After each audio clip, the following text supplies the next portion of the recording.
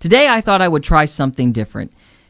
When I first started this channel, there were 3 types of videos I wanted to do. The first type was political videos, which we do all the time. The second type was topical videos, which would cover religion and politics and just different social issues and things that, require logic and, topics that require you to think through things. And the third type was that I wanted to try to do movie reviews, but I wanted to tie those movie reviews to the politics of the day and see how they relate, and on occasion try to make the case of how these movies could relate to us in our current political climate as well. Well, since I've done a bunch of political videos and I've done a handful of topical videos, I thought now would be a good time to try to do our first movie review. And so, for our first movie, I wanted to pick something pretty straightforward, and that's Rambo 3. So, ladies and gentlemen, my name is Gary Varner. This is Renegade Reason. And today, Renegade Reason reviews, or ruins, depending on your point of view, Rambo 3. So let's get into it.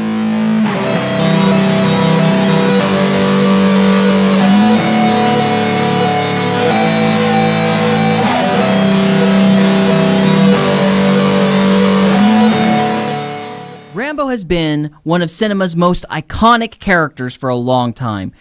The trope of the bandana-wearing muscle man with a husky voice has been pretty much around since I was born.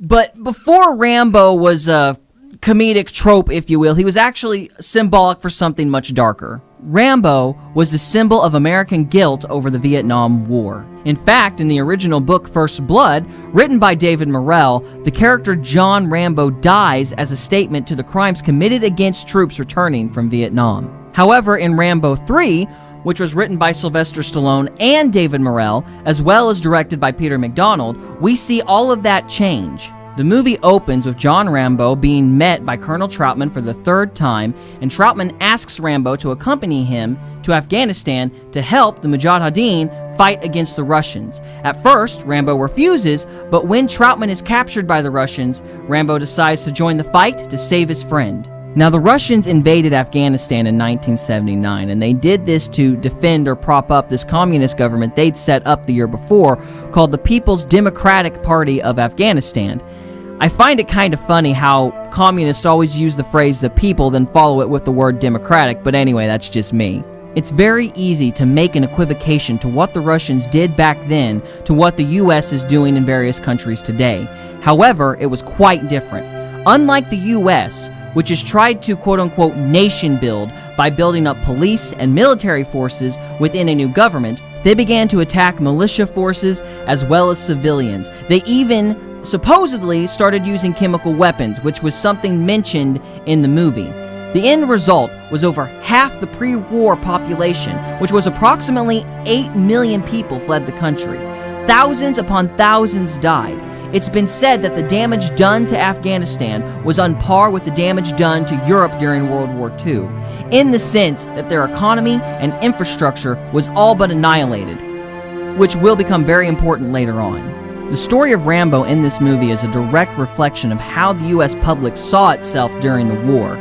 Rambo is the clear, superior soldier, putting himself in harm's way to save a weaker friend. Rambo 3, as well as other movies such as the James Bond movie The Living Daylights, were all part of a public movement to tell the story of the Mujahideen and struggle against the Russians. The public wanted to help and saw itself as being able to do so. Now, the government was more than happy to go along with this, but their motivations, as usual, were much more cynical. They saw this as Vietnam in reverse, and they felt that this was a good chance to thumb their nose at the Russians and go, "Ha! Payback's a bitch, ain't it?" So, the US, Saudi Arabia, as well as other countries, began to funnel billions of dollars in weapons and different things secretly in order to help the Mujahideen. Items such as Stinger missiles were sent to Afghanistan, and this, combined with the people's will, enabled the Mujahideen to win against the Russians.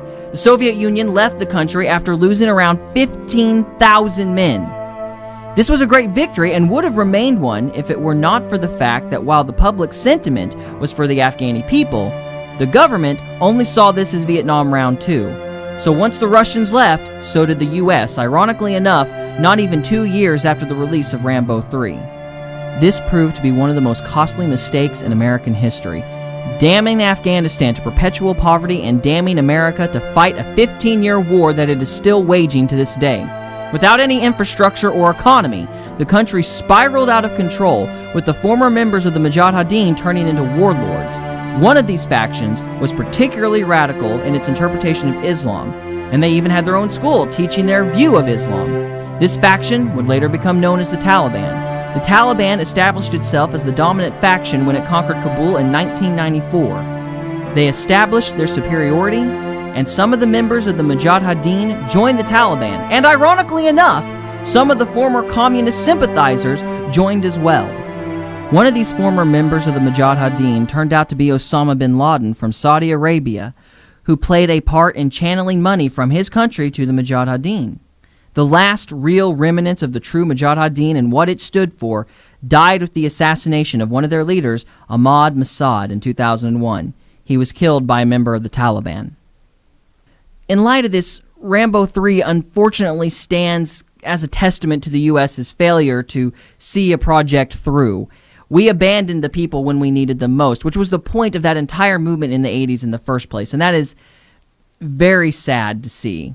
And even more so now, considering what's happening in the country today. Rambo himself, however, goes through one of the largest character evolutions I've ever seen in cinematic history. He starts out as a testament to guilt, a symbol of the failure of America and its attitude towards its own. But by the end of this trilogy, he's no longer a testament to guilt, but a symbol of everything America wants to be. How odd is it that a nation strives to be the savior of the world, whether it's the liberals who attempt to help by social programs in their own country, or it's conservatives who want to help try to liberate people across the globe. The people of America see themselves as a people who have been given strength and feel a responsibility to use it well. Even if they disagree on how to do it, and even if their own government uses this sentiment against them constantly, it is truly unique to have an entire people that prides itself on wanting to help others in any way it can. And that is what Rambo has become about. John Rambo represents the strong helping the weak. His story shifts from one of vengeance and trying to get even with those who did him wrong to one of doing everything you can to help people who cannot help themselves. And I think that is one of the strongest character evolutions I have ever seen in cinema. And that's all we have for this episode, guys. Thank you so much for watching. If you liked this video, please let me know so I know to do more videos like this and maybe a few less of politics or vice versa. Guys, just let me know one way or the other. But either way, thank you so much for watching. I always appreciate your time. And if you like the video, like, share, and subscribe and all that stuff. And as always, we'll try to see you next time. Peace.